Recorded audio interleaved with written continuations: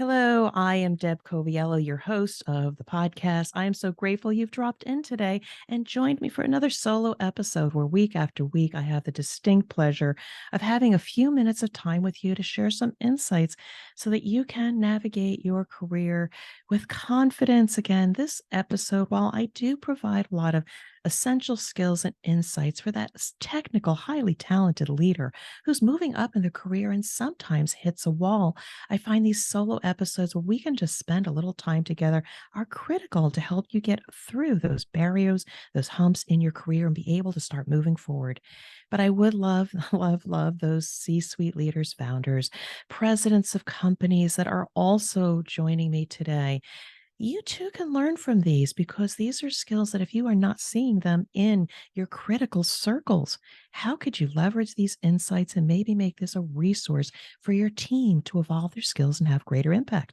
Again, just hint, hint, I'm just giving you ideas on how we can better leverage these episodes to collectively elevate our impact. Again, we are a community here, the Drop In CEO community. And so I am just going to get to it. I am this week going to talk to you what I'm a little bit excited about.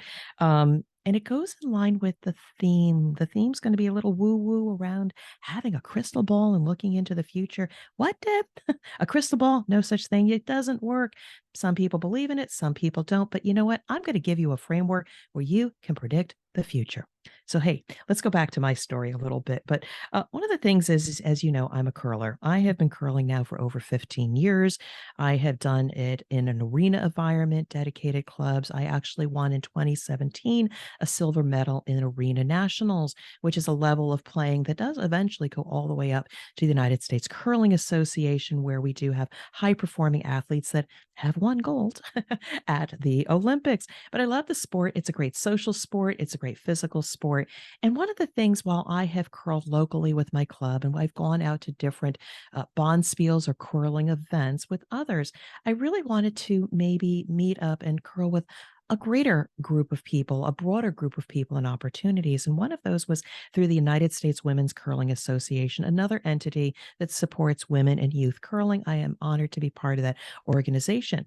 And so what happens is when I show up at their semi-annual committee meetings, I meet up with these women at different curling events. They're starting to know my name, Deb Coviello.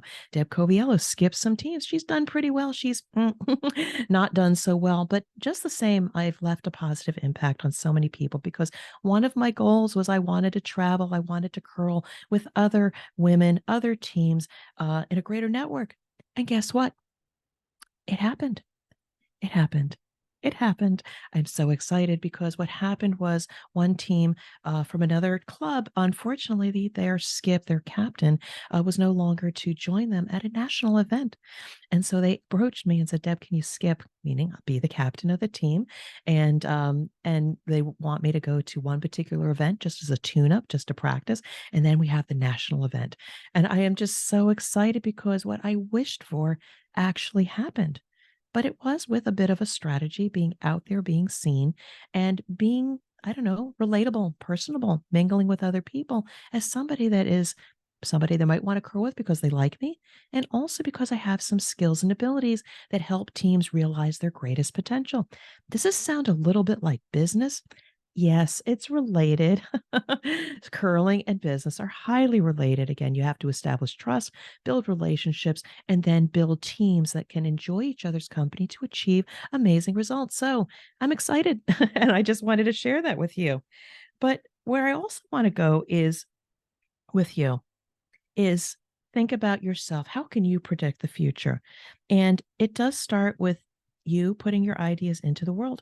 Now, a little bit about what I have done in the past, because this might resonate. It does lead into the framework that I'm going to give you to predict the future. Is I do have a whiteboard directly in front of my recording studio. And interestingly enough, it's a place where I have used it multiple times over the years to create the future that I want. It's a strength of mine that I can at least put things up on a board, let them simmer, let them sit there, and then go back to them a week, a month, 3 months later, and see if it speaks to me. And one of the things that is speaking to me is I put these random words up there, my voice, listen and reframe, amplify my voice. You'll be noticed. Um, and a bunch of other things all over it. And the interesting thing is, if you draw the connection, it's my voice and it's my ability to communicate information, but in such a way that connects with you and people enjoy it, it resonates, and I create an experience. And so, what's been happening lately is I have been invited to speak. I have been invited to be a master of ceremonies to create an experience by flowing different sessions and themes and keynote speakers all together. I've been asked to be a professional moderator of a webinar. And so it's interesting that if you start putting things out into the world on a whiteboard and you just start thinking about it or circling the themes and then forgetting about it, all of a sudden you start doing whatever. And I don't know what whatever is that puts you in a position that all of a sudden these things happen. It's crazy. It's really woo woo, but it actually happens to me. So what I want to do is bring to you the concept of whiteboarding. Whiteboarding is your crystal ball to see the future. It's a concept. It's just a concept. I don't care what your whiteboard looks like, if it's a post it note, your electronic device, or that big 3 by 5 foot whiteboard standing in front of you in your office or cubicle. The concept is it's a place to, as a repository to ideate and put your ideas down, however random, but at least you've captured them. And little by little, you will find repeat concepts, related concepts, sometimes the same word written down multiple times. Just let it flow. This could be into PowerPoint, Miro boards. I found Miro boards. Those are very helpful. Post it notes, journaling, but just write it down before you lose the idea and then leave it alone. Start to circle things that appear related and step away, and then go back another day and just look at it and ask, what is it saying to you? Now, I will share with you for my book, my first book, The CEO's Compass, Your Guide to Get Back on Track, came to me on my whiteboard. And originally, the concept was my 7 points to peace of mind. That's what I delivered at an ASQ World Conference, a picture of a house with a foundation, with a few pillars, a roof. It was my 7 points to achieve peace of mind, which ultimately was transformed into the 7 points of a compass, with the 8 point being peace of mind. But you never know. You never know where things are going to go. I will tell you, when it comes to this theme that now is just floating on my whiteboard, it will lead me to speaking on a larger stage. Now, right now, I am speaking to you on my podcast stage, but my voice is my superpower, and you never know what that stage is going to be. But I know I can see it in the future. And I do want this same manifestation for you. So, the whiteboard, it's so important. Without having an outlet to collect your thoughts, they are lost or perhaps very disorganized. And your greatest impact is yet to come. But without some visual, without some organization, you'll never realize your fullest potential. I will tell you that using the whiteboard is a crystal ball into your future, and it's extremely powerful. So, as we wind down this year and we're starting to think of next year's goals, do it from a place of wonder and untapped ideas and concepts that are not fully developed. When we don't take the time to reflect and let these concepts speak to us, goal setting becomes reduced to a repeating of what you did in the past with very little exponential growth or different opportunities perhaps you've never even considered. It is a life without greater purpose if you don't do this. And when we don't create the opportunity or create that crystal ball, we will never realize our greatest potential in the future. So I know it sounds interesting, but how can you create your own whiteboard to capture those ideas, that creativity within you? Because in there, even the craziest ideas, even the words that don't make sense, they're just coming out of your head. They're flying out of your head onto the whiteboard.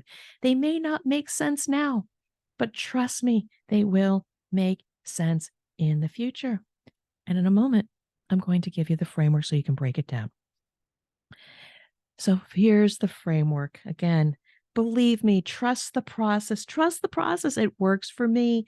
I have evolved. I have changed. I have set lofty goals. I have accomplished many of them. We're pivoted, but I still see the future through my crystal ball. And it starts with find your whiteboard. Step one, find your whiteboard. What is that thing that is so easy that if you're doodling on your notes, in your notebook, in a journal, you like post-it notes, You like standing up, walking around your office, putting things on a physical whiteboard. Find your whiteboard. It's the first step in predicting the future. Step 2, write down the ideas. There is no framework for this, nothing. Write everything: personal, professional, family, community. What are you passionate about? Strengths, goals, dreams, whatever you see, visualize it and throw it up there. It could be birds, it could be the sun, it could be the grass growing tall, whatever, crazy stuff. Put it up there. Step 3, walk away, get a coffee, get a drink of water, walk away, come back in about 2 months. No, you can come back tomorrow. You can come back in a week. Don't erase it. Let it sit there. Let it simmer, but walk away. Step 4, return and add to it. Add more crazy ideas. Don't group it together yet. Just throw up more ideas. Step back, just assess, reflect, no goals, and go back to step 3 and walk away. You're going to be walking back and forth quite a bit to this whiteboard, but believe me, this works. Step 6, go back to the whiteboard. Start circling themes, things that start to make sense. What are they saying about the future? Start summarizing what you see, color code it, circle it, draw arrows. Erase a couple things, but I would caution you, don't erase, just leave them there. Ignore them for a while, start circling things. Now, go back to step 3, walk away. You're going to burn a hole in the rug doing this, but trust me, trust the process. By stepping away, the future is going to start to reveal itself. So step 8, take some time, take some of the themes and start putting them into a plan. What could you action on? What could this goal be? What could this thing say to me that I can do? Or set something out into the future, create a plan, create a roadmap to explore, or maybe go in that direction and just have incremental steps. I had a crazy idea when I was working at my last corporate job about a strategy. I knew I needed a strategy versus simply executing projects. And I started going to my whiteboard and writing out the elements and the things that I needed to do. Do I have enough resources? Do I have a map? What are the most important things? What are the pain points in the organization?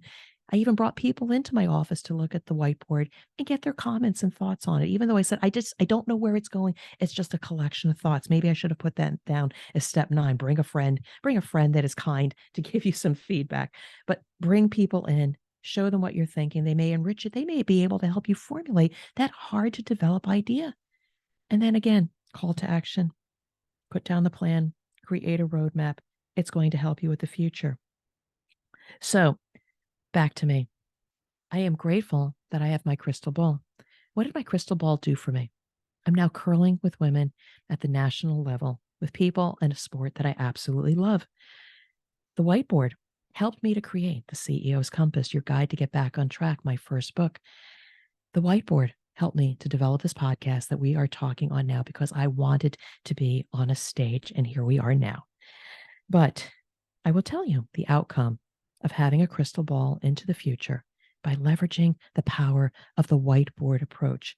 Ultimately, you are going to feel more satisfied versus being stressed and just working the day to day and not seeing the future. And you will be living in the future and see yourself on a stage or in a place that you couldn't have imagined. Trust me. What stories will you share because you have created a crystal ball and you have pursued it? Tell me, tell others, and tag you're it. Let's change the energy a little bit. Yes, I want you to be a little bit more in control of your future, not because you are following a path that somebody else gave you, but I want you to follow a path that is coming to you, that is calling to you, that you should follow.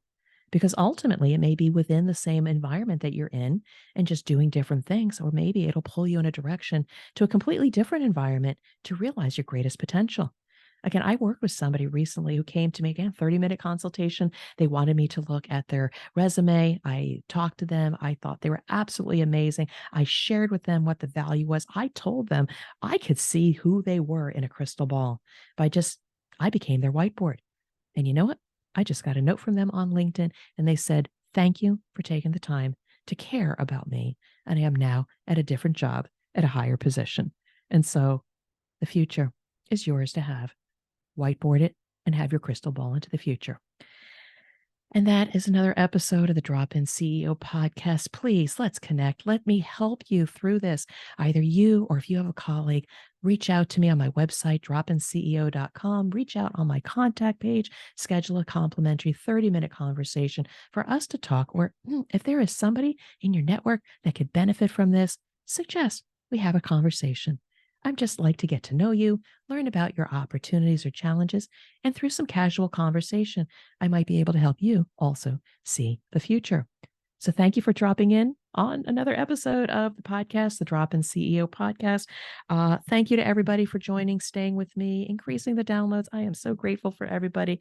And at the end of the day, I just want to all see you succeed and have an amazing day, an amazing week, weekend, and be well.